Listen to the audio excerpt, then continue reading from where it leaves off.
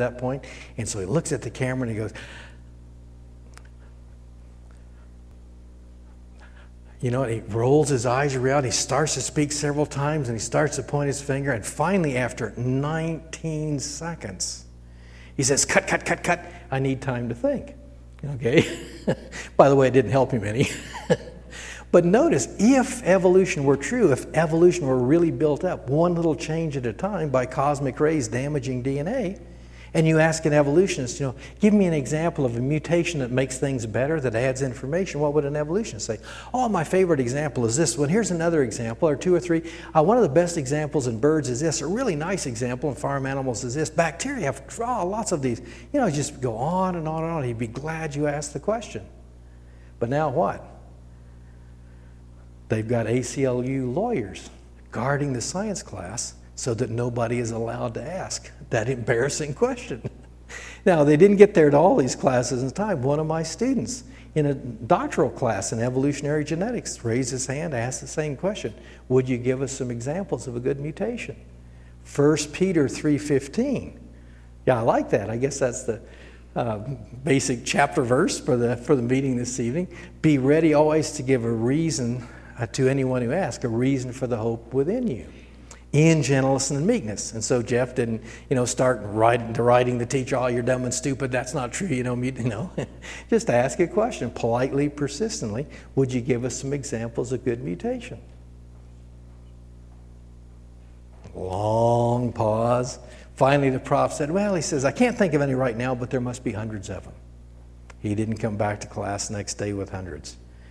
There are page after page after page after page after page after page. In the Handbook of Biological Data of Harmful Mutations, they don't even have a page for good ones. You'd think they'd put in a blank page so you could write one in case one was ever found. But they just don't do it. Now, what do mutations do? You've got bacteria in your intestine that make vitamin K for you that helps your blood to clot. Those guys are helping you out. And this comes as good news, bad news to some of you. But you're a hotel, a luxury hotel for a lot of bacteria. And you overdose on antibiotics or take as many as you have to, even you kill a lot of these good guys. So what's the cure? Yogurt or buttermilk. And so yogurt or buttermilk are living things. If you could look at a teeny drop under the microscope, oh boy, you see tumultuous activity. Well, those are all good guy bacteria. Now, most of you don't want to do this. And it is good, but if you can get these things into your system, they'll take care of you. But here's one of these good guy bacteria, Zotz, gets hit with a cosmic ray. He was in the process of making vitamin K for you, but the gene he needed for the protein in this step got knocked out. So now he can't complete the process. He spits out this chemical, doesn't know what to do with it. He can't take it to the next step. Your body absorbs it, you get sick. Does the bacterium glad about that? No. If you die, what happens to the bacterium? It dies. And so germs have a dangerous road to follow. They don't even want to make you sick. They can eat more if you're healthy than if you get sick. But if they make you a little sick, you can still go on living. They can still go on living. It's not the pathway of progress. It's just lessens the rate of decline. Nothing at all like evolution. Okay, next slide. Mutations point back to creation in what? In the sense that the gene has to be there before it can mutate. A lot of people think, wow, here's that woodpecker flying around. Zotz get hit by a cosmic ray. It goes right through the cell and strings together 1,500 bases of DNA, makes a brand new gene that never existed. Nothing like that happens. And so the cosmic ray goes through the woodpecker's body or anything else. It hits a gene that's already there, 1,500 letters long. It changes one letter. Changes one letter in the gene that carries oxygen for us, or that makes hemoglobin to carry oxygen, we get sickle cell anemia.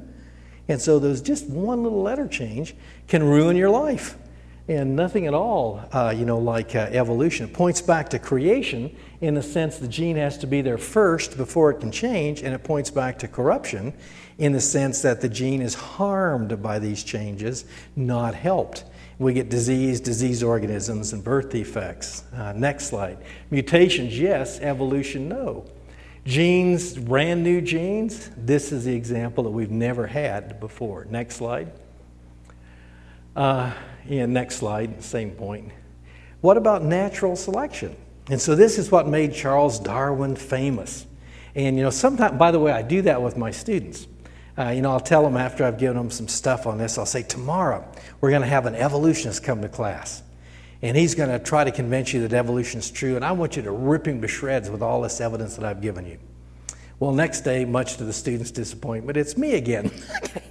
Only I'm wearing some kind of different shirt or a hat or a sign, evolutionist, and I introduce myself as my evil twin, EVOL.